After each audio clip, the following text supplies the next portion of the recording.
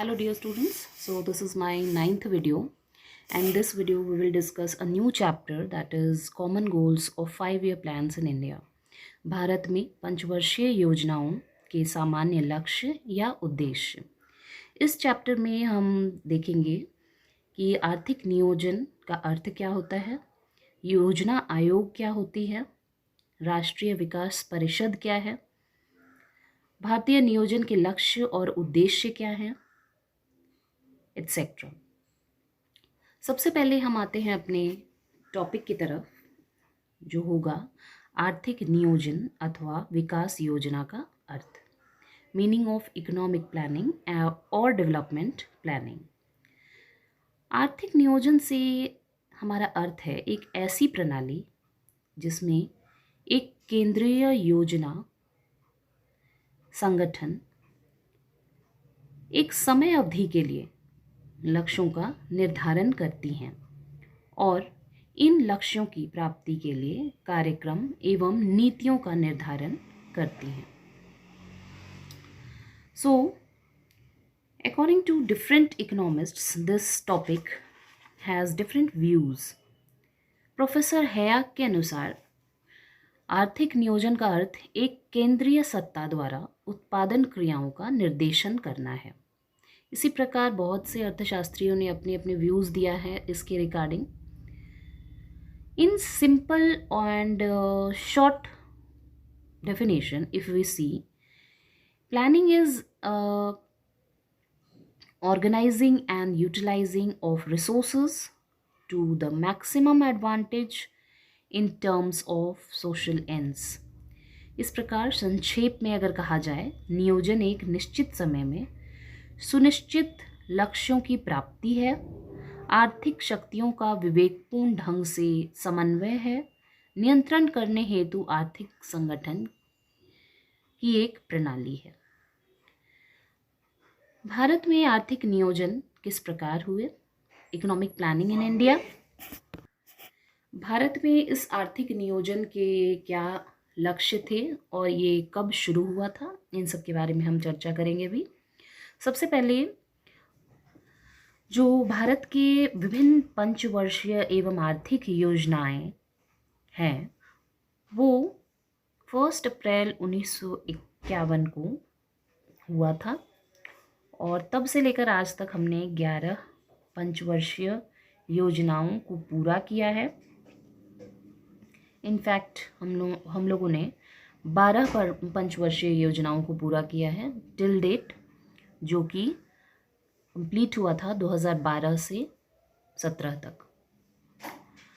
तो स्वतंत्रता प्राप्ति के बाद 1950 में पंडित जवाहरलाल नेहरू की अध्यक्षता में देश की भौतिक, पूंजीगत और मानवीय साधनों को आंकने के लिए आर्थिक विकास के लिए योजना बनानी पड़ी थी और उसे योजना आयोग का नाम दिया गया, दैट इज़ प्लानिंग कमीशन।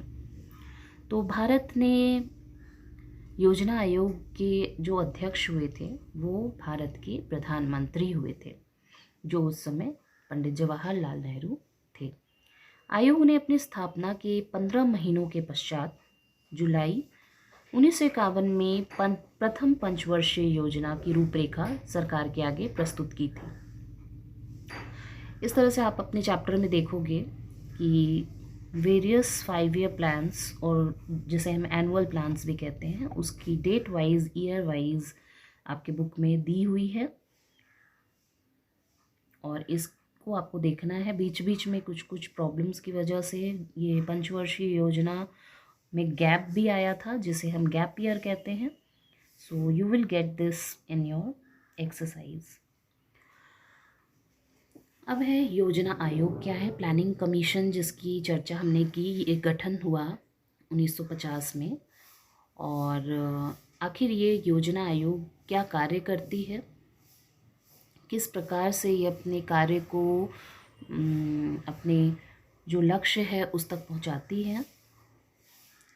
तो भारत के प्रधानमंत्री को आयोग का अध्यक्ष बताया गया है, परंतु कामकाज एक पूर्णकालिक उपाध्यक्ष की देखरेख में भी होता है और इसके जो कार्य हैं इस योजना आयोग के वो इस प्रकार है कि राष्ट्रीय संसाधनों के अधिक से अधिक प्रभावी व संतुलित उपयोग की योजना तैयार करना, आर्थिक विकास में बाधक परिस्थितियों व कारणों को दूर करना, देश के भौतिक, पूंजीगत एवं मानवीय संसाधनों का अनुमान लगाना, योजना के प्रत्येक चरण की प्रगति की समीक्षा करना और सुधार हेतु से सुझाव देना।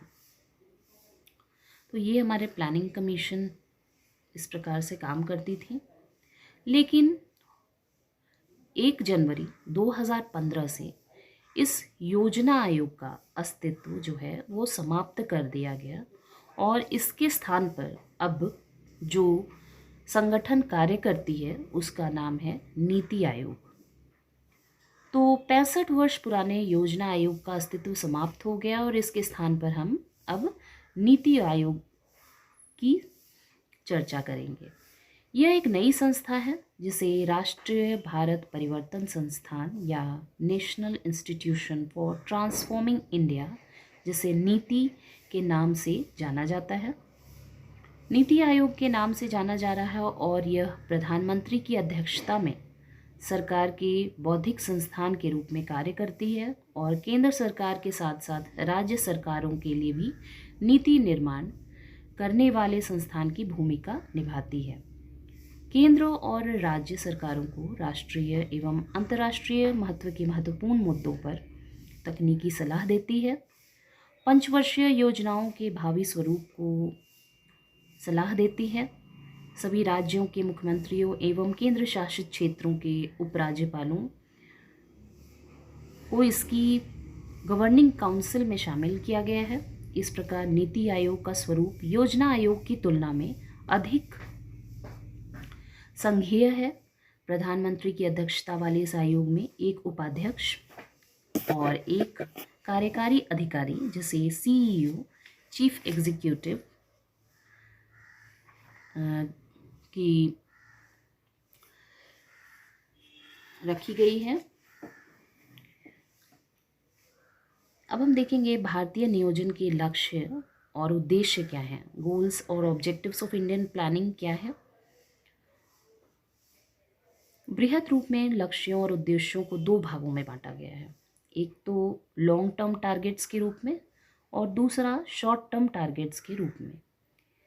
तो जो लॉन्ग टर्म टारगेट्स हैं हमारे इंडियन प्लानिंग की, वो है आर्थिक वृद्धि की तीव्र दर को बढ़ाना, मॉडर्नाइजेशन या आधुनिकीकरण करना, आत्मनिर्भरता दिखाना, गरीबी उन्मूलन, पॉवर्टी इरेडिकेशन, फुल एम्प्लॉयमेंट, पूर्ण रोजगार पर फोकस करना, आर्थिक सामाजिक समानता को बरकरार रखना। और जो शॉर्ट टर्म टारगेट्स है वो इस प्रकार है कि जो योजना विशेष उद्देश्य थोड़े समय के लिए या अल्पकाल के लिए जल्दी पूरे करने के लिए है उसे हम अल्पकालीन लक्ष्य का नाम देते हैं। यह स्पेसिफिक होते हैं, जो आवश्यकताओं के अनुरूप रूप बदलते हैं, किंतु उनका निर्धारण दीर्घकालीन उद्देश्यों के संदर्भ में ही किया जाता है।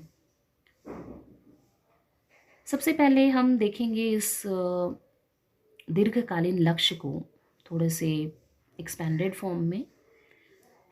सबसे पहले हम लोगों ने देखा आर्थिक विकास की दर को वृद्धि करना या तीव्र करना, increase in rate of economic development. Bharat की अविकसित पिछड़ी हुई अर्थव्यवस्था जो स्वतंत्रता प्राप्ति के पूर्व थी, देश में सामान्य रहन सहन का स्तर बहुत निम्न था। राष्ट्रीय और प्रति व्यक्ति आय में वृद्धि करना बहुत ज़रूरी था। देश में सभी योजनाओं का मुख्य उद्देश्य जो था वो लोगों के रहन सहन स्टैंडर्ड को बढ़ाना था, अर्थव्यवस्था के सभी क्षेत्रों में हाई डेवलपमेंट रेट देना था और इसी सब के लिए आर्थिक विकास की दर में वृद्धि करना जो था वो सबसे इम्पोर्टेंट गोल में रखा गया है। दूसरा है आधुनिकीकरण। अर्थव्यवस्था में विकास के लिए मॉडर्नाइजेशन का लक्ष्य भारतीय नियोजन का एक दीर्घकालीन उद्देश्य है। आधुनिकीकरण का अभिप्राय नई तकनीक को अपनाकर उत्पादकता वृद्धि का प्रयास करना है। तीसरा है आत्मनिर्भरता, तीसरी पंचवर्षीय योजना से जो है आत्मनिर्भरता को भारत नियोजन योजना प्रक्रिया के प्रमुख उद्देश्य में रखा गया है। इसमें विदेशी सहायता और रियायती विदेशी पूंजी पर निर्भरता को कम करके आयात प्रतिस्थापन और वस्तु का विकल्प देश में ही उत्पादित करना और निर्यात प्रोत्साहन बढ़ाना आत्मनिर्भरता के लक्ष्य हैं। नेक्स्ट जो है वो रोजगार अवसरों में वृद्धि करना, इंक्रीज एम्प्लॉयमेंट अपॉर्चुनिटीज़, रोजगार के अवसरों में वृद्धि करके बेरोजगारों को रोजगार प्रदान करना। यह आज के टिल डेट भी बहुत इम्पोर्टेंट गोल है जो हर एक पंचवर्षीय योजना में रखी जाती है। नेक्स्ट इज ये सामाजिक एवं आर्थिक न्याय, सोशल एंड इकोनॉमिक जस्टिस। भारतीय संविधान में सामाजिक एवं आर्थिक न्याय का सिद्धांत डायरेक्टिव प्रिंसिपल्स के रूप में स्वीकार किया गया है। इसी निर्देशक सिद्धांत के अधीन सामाजिक एवं आर्थिक न्याय को भारतीय नियोजन में एक दीर्घकालीन उद्देश्य के रूप में अपनाया गया है। इसमें क्षेत्रीय असमानताओं को कम करना है, देश में धन और आय के वितरण को बल देना है, समाज में पिछड़े तथा कमज़ोर वर्गों पर विशेष ध्यान देना है, देश में प्रजातांत्रिक व्यवस्था की स्थापना एवं सुरक्षा करना है। तो इस प्रकार से ये हमारे भारतीय नियोजन के जो प्रमुख दीर्घकालीन गोल्स हैं वो इस प्रकार हैं। अब हम देखेंगे भारतीय नियोजन के अल्पकालीन उद्देश्य। भारतीय नियोजन के जो अल्पकालीन उद्देश्य हैं देश की बदलती आवश्यकताओं के अनुरूप एवं समाज की मांग के अनुसार प्रत्येक योजना के साथ साथ बदलते रहते हैं। विभिन्न पंचवर्षीय योजनाओं में बहुत से तरह के उद्देश्यों को बदला गया है और प्रायोरिटी जिस है उसको सबसे पहले रखी गई है। हम सारी पंचवर्षीय योजनाओं के मुख्य उद्देश्य एवं प्राथमिकताओं को नेक्स्ट वीडियो में देखेंगे। Thank you students.